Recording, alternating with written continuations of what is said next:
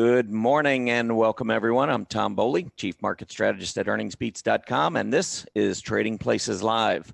It is Tuesday, December 17th, 2019. Unbelievable. Only 2 more weeks to go in 2019. We'll be into a fresh new year, fresh new decade. Oh, holidays are upon us. Got a lot to go over today, so I'm going to go ahead and jump right in.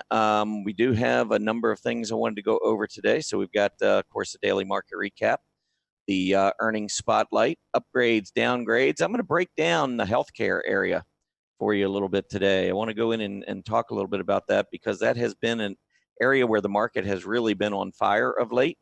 And I don't think it's going to end anytime soon. I think historically, healthcare tends to outperform here through the next couple of months. But I think it'll likely go on beyond that, especially with a couple of areas within the healthcare space. So something I would just continue to watch. And of course, I will be continuing to watch it right here on Trading Places. And then we'll wrap up with the 3 you must see. We do have a big event coming up January 4th, 2020. It's on a Saturday. Got a lot of the crew here at StockCharts joining me, a lot of the colleagues, a lot of my friends that have been writing and doing shows here at StockCharts for many years. Many of them will be over there at Earnings Beats for this online financial conference. You can simply go to earningsbeats.com, click on the Market Vision 2020 tab at the top, enter your name and email address for news, updates, educational events, free giveaways, and much, much more. And when you do go into Earnings Beats and you click on that tab, this is what you're going to be looking at. So all you do is come to this page, take a look at what's been going on here. We got the speakers. Make sure that you get signed up and you can click on that link there to register for the event. Okay, let's move on to the daily market recap today. Yesterday, we saw the Dow Jones Industrial Average go up 100 points, the S&P 500 up 22, the NASDAQ up another 79. Wasn't that long ago, the NASDAQ was at 8,000. Now we're approaching 9,000. Really huge move there. Small caps, the S&P 600 small cap index up about a half of a percentage point yesterday. 10-year Treasury yield was up nicely yesterday. It's pulling back a little bit today, down about 3 basis points. Energy, as you can see, leading the action yesterday, along with utilities and healthcare. Communication services also up 1%. You can see, I wanted to point this one out because you can see a pretty nice little breakout. We had moved up into the end of November, been going sideways here right above this 20-day moving average. Got a new closing high yesterday on the XLC, so that would include stocks like the internet, broadcasting, and so forth. Also wanted to mention the renewable energy space. This was a big part of the energy group here. You can see energy up 1.34, renewable energy up 2.71. And the thing I really like here is we had a double bottom in play, and we took out that in-between high, that reaction high in November near the 110 level. We closed above that. So I do think that renewable energy is certainly an area where we could see some continuing strength as we move forward. Let's see, 10-year Treasury yield today, you can see down, well, you can't see here because it's the weekly chart. Trust me on this one, it is down a couple basis points. It was up around 189 yesterday, currently around 186. But the overall move, I like the fact that we busted above the 20-week moving average, came back down, and now we're moving back through it again. This 20-week moving average, as you can see, has been holding the yield below it for over a year. And now we're starting to kind of turn the table there. And on this chart, as you can see, the 10-year Treasury yield moving up, financials tend to do well during that period. And here you can see the banks also doing well. I'll show you the yield curve here in just a minute, or the spread, and show you how the banks and financials have been performing. But I wanted to show you also computer hardware, because Apple has been just a monster. Computer hardware continues to strengthen here. 3 white soldiers there breaking out. That's a candlestick pattern. Very, very bullish. I've thought that maybe the computer hardware group was going to settle down here a bit, but that has not been the case. Apple, if I pull the chart up, you'll see very similar chart. And if we look at it on a relative basis, you will see that Apple continues to be a leader within computer hardware. So not only has computer hardware been very strong for really the last year, but Apple has been a leader, continues to be. This is a staple in portfolios. Let's see, the 10-year Treasury yield. I want to show you this 10-year Treasury yield minus the 2-year Treasury yield. And you can see it was pretty much on a steady decline. Last 4 months, though, it's been turning around. So banks overall, even with the decline, have held up. But when you start to see this move up like this, many times you will get that move higher in the banks. The only thing I would point out here is that banks now have moved all the way up and are now testing that January, February of 2018 high. So 465 kept pointing out that was a big level for 2019. Needed to get through that. We did. We've now made that measurement, by the way, roughly about 50 points or so, getting up through this breakout, adding another 50 points right up to this key resistance area. Can the banks break through? I think they're going to. Whether they do it on the first shot still remains to be seen. Looking at that bank, and this is just the bank group by itself here, but you can see this is what I was referring to. We got up to about 518 or 519 back in January of 2018, and that's right about where we are now. We closed at 516 after moving up just above that 520 level. All right, other news today, we've got Boeing. Hasn't been good for Boeing for quite a while, but they'll be delaying production for their 737 MAX planes. And the market's been beating us over the head with this, though. Look at Boeing relative to the aerospace group. It has now been moving lower for 10 months. It is at a 52-week relative low. For now, and I've been saying this for a while, stay away from Boeing. It's a great company, but it needs to work through all these issues. You can see the sideways consolidation, 390, 395. Eventually, we'll go up and go through that level, and Boeing will begin to lead again, and that's when you want to be involved. Right now, in this sideways back and forth in a market that just keeps going higher, look at what Boeing's been doing. It is sitting right now. It closed at about a 3 or 4 month low yesterday. Boeing is one I would continue to avoid. A couple of other stocks out with news this morning. Actually, not Booms. It's just Boom, just one of them. Boom lowered their Q4 guidance and their fiscal year earnings per share, fiscal year 19 earnings per share guidance. The stock had just recently broken out here above these tops, well, short-term tops anyway. But there wasn't a lot of volume coming in on it. And you can see on a relative basis, this is a stock that's been under pressure for a long time. Well, now we get the additional news that they're lowering their guidance. This is in the industrial machinery space, by the way.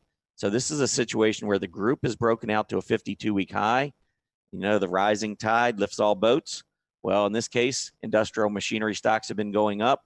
They lifted Boom a little bit as well. But you can see on a relative basis, this has not been a leader. Recently down near a 52-week relative low. Now we get the warning. Unilever, UN, they have indicated that their fiscal year 19 sales growth will be slightly below prior guidance. This is a stock that had topped in September, had been going sideways on a relative basis, not one of the leaders, just kind of really been going sideways for the last 8 or 9 months, I would say. Volume trend's not horrible, though, but with the news, the stock, I'm sure, will be down today. And then the last one in the news I wanted to mention is Lilly. Eli Lilly affirmed their fiscal year 19 guidance, but they are raising their fiscal year 20 outlook. Stock has been moving very strongly higher since that false breakdown back in October with its earnings report. So I would say that there has been accumulation heading into this raised forecast. And you can see ever since that bottom in October, it's beginning to show more and more relative strength.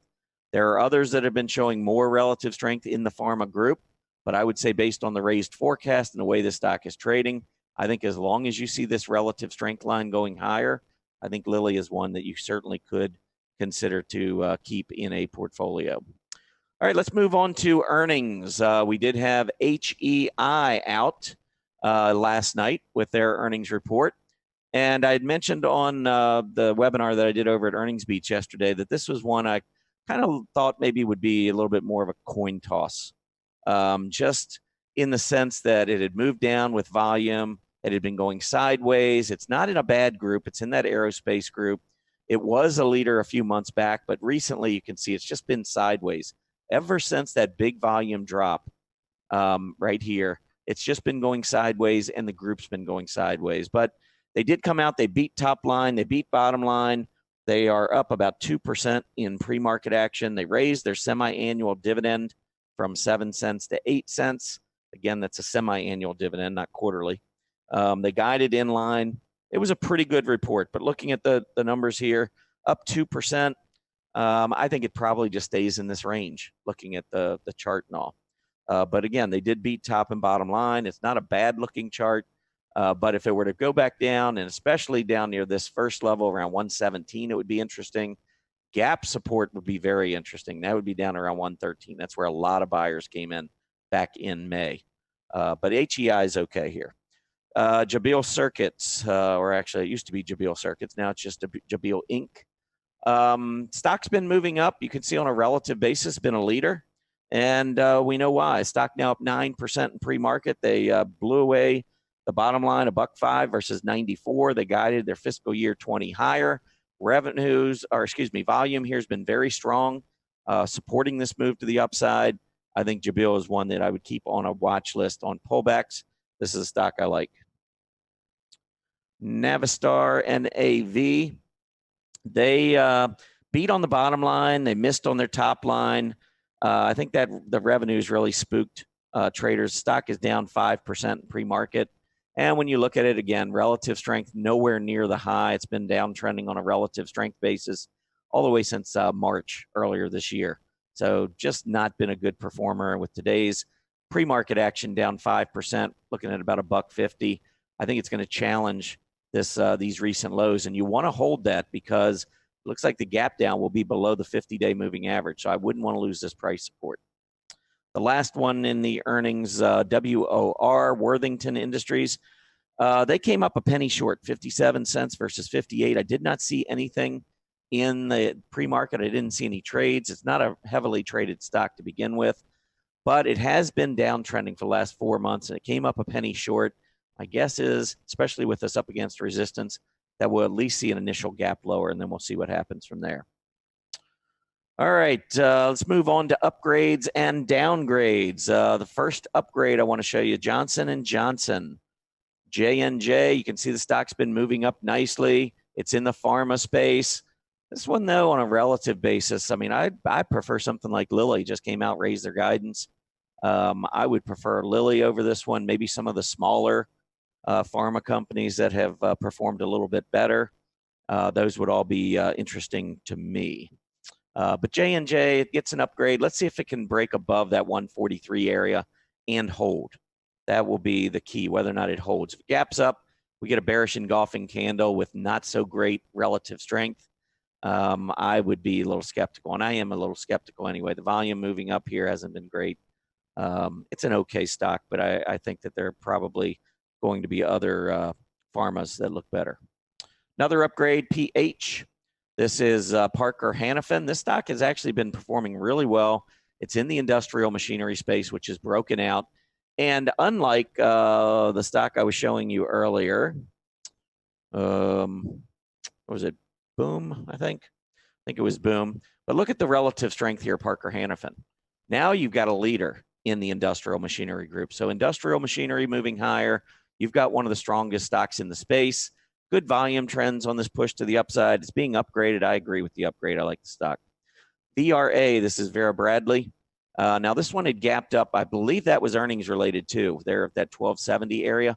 Came all the way back down to the low. I actually think it's going to make another run for 1270. From there, we'll see. This one has not been a great relative performer, but after opening up there, coming back, testing support, I wouldn't be surprised to make another move. So short term, I'm okay with the upgrade. Longer term, let's see if we can get back through that 1275 area. Downgrades. RBC Capital Markets downgraded 2 home builders. So I thought I'd show you these 2. Yesterday, by the way, one of the home building reports came out, and it was the best report in 20 years that we had seen. So I think it was the house price index, maybe. I might be confusing it with one of the others, but it was a really strong home building report, and yet a lot of these stocks didn't really react very well to it. They just kind of went sideways or kind of flat. But that's okay. I mean, you can see that the group is already built in. It already saw it coming, which is why we've seen a stock like DR Horton move from 32 to 56 in the last year. That's a 75% move for a home builder. That's a pretty big move. So the stock's being downgraded today by RBC Capital Markets. I still like the group. I certainly wouldn't give up on it. I think DR Horton is one of the better ones in this space. Going back down here and looking at this relative strength, we're not far from a 52-week relative high to the group. The group, I think, is consolidating and maybe an ascending triangle pattern.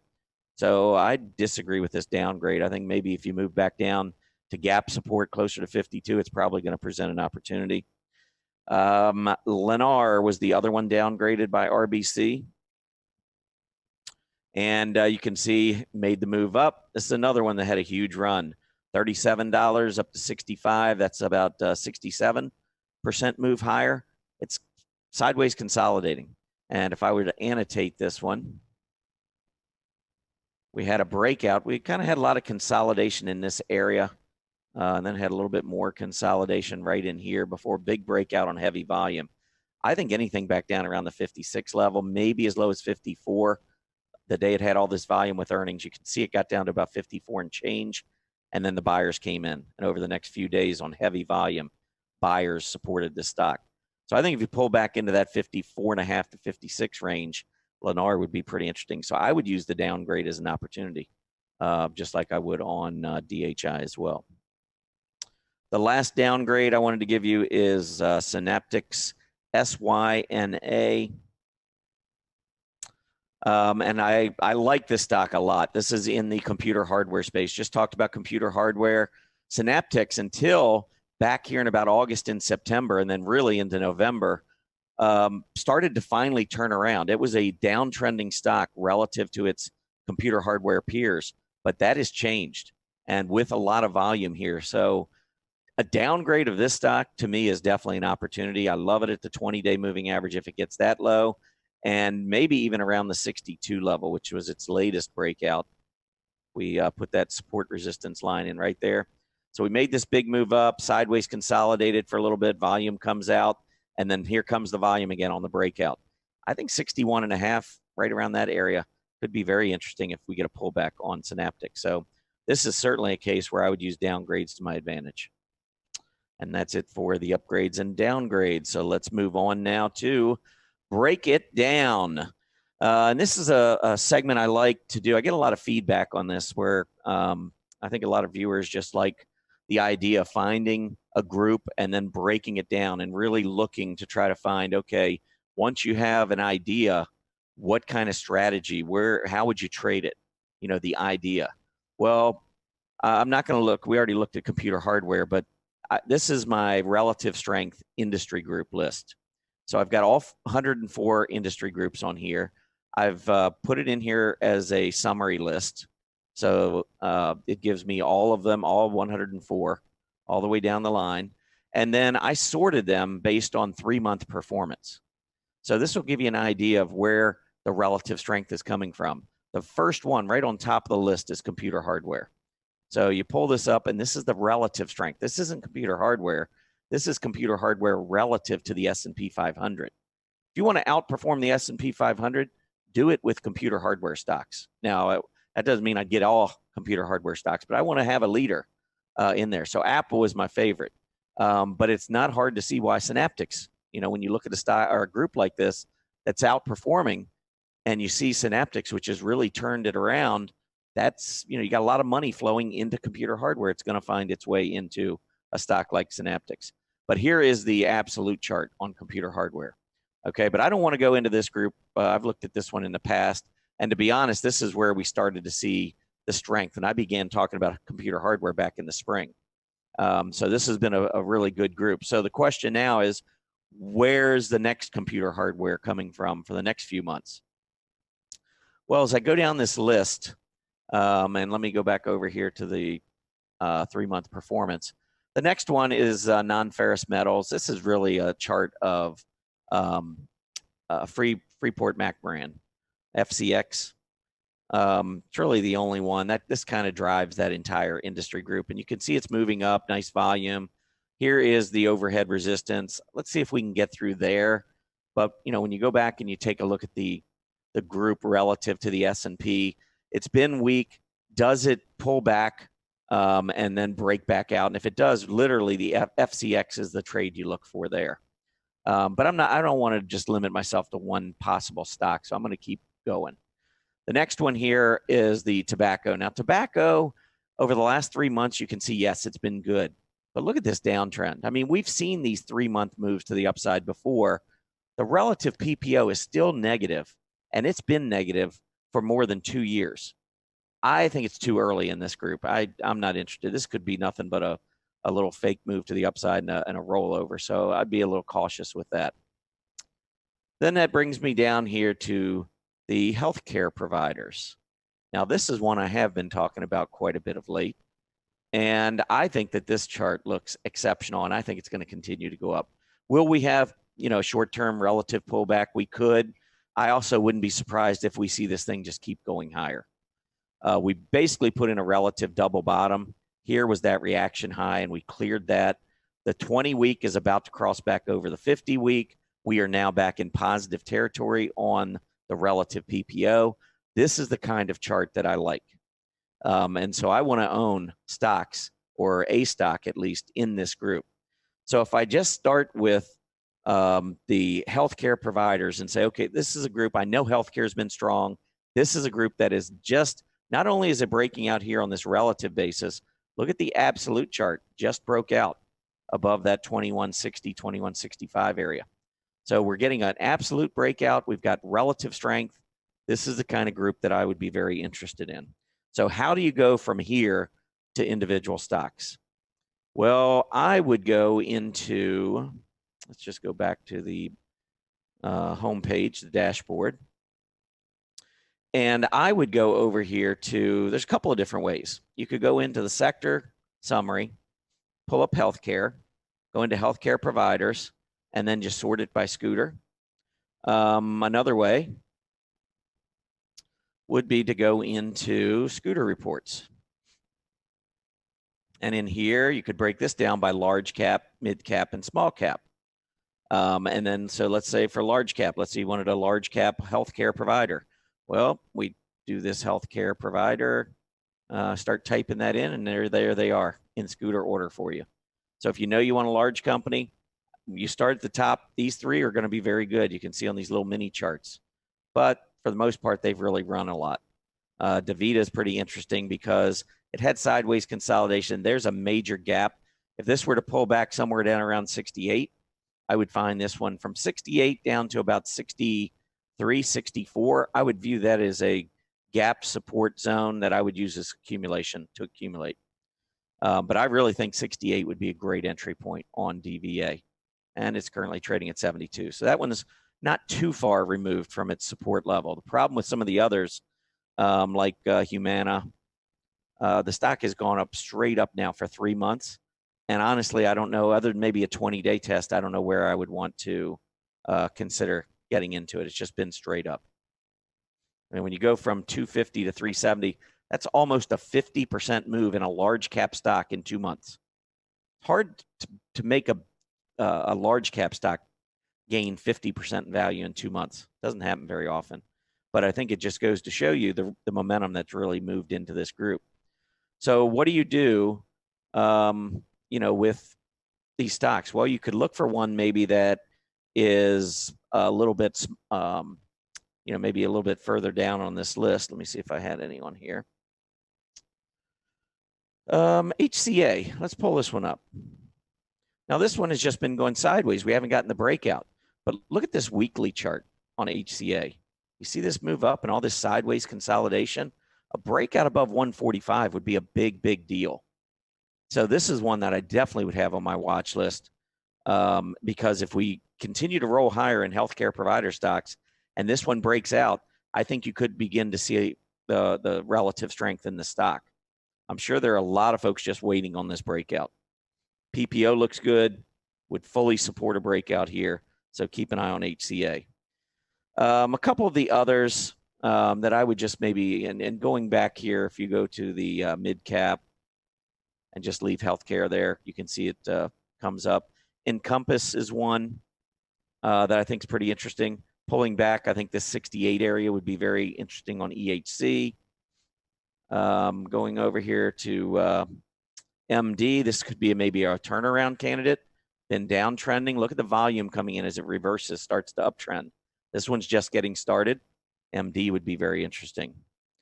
And then, of course, we could go into the small caps if you really want to get, look at maybe some of the stocks that are provide maybe a little bit more excitement, if you will, if you're into that.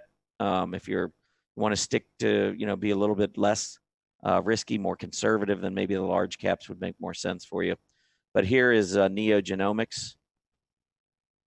I think this one could pull back a little bit because 27's overhead resistance. But if it did pull back, maybe a 20-day test, maybe even down to about 24.5 area, that would be a level that I'd be interested in. Breakout above 27 with heavy volume would be bullish for NEO. So that would be one certainly to keep an eye on. One other smaller company that I wanted to pull up was HSTM.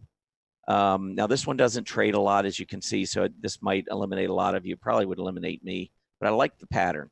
I like this sideways consolidation, and you can see volume picked up yesterday.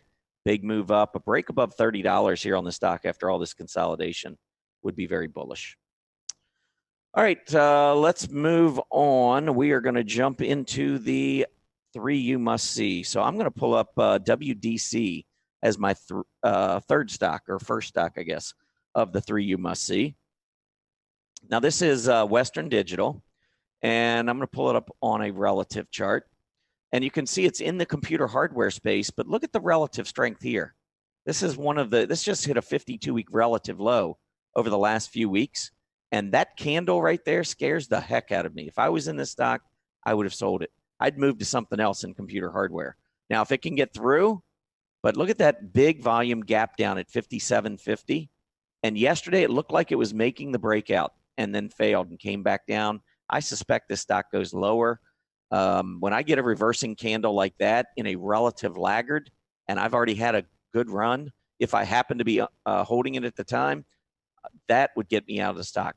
Just like I like to see stocks pull back to gap support when I'm in an underperforming stock and it moves up to gap resistance and puts in a reversing candle. That's a shooting star doji right there, by the way, which is a reverse off of an uptrend. That I'd be out of the stock. So I wanted to point that one out. I get questions a lot, when do you sell? Well, that's a good example of when I would sell. Next up, MPC. This was actually one of the better performers in the S&P yesterday, and it had been downtrending. And notice this one coming down into this gap support zone. So I'll just show you a quick annotation here. But you can see, look at all the volume here, by the way. See all that volume?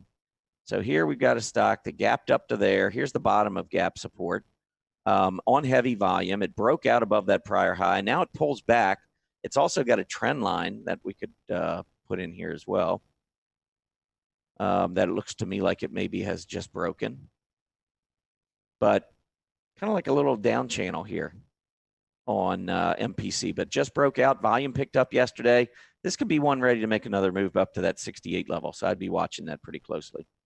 And then my final of the 3 you must see is Herbalife, HLF. This one just saw a breakout yesterday.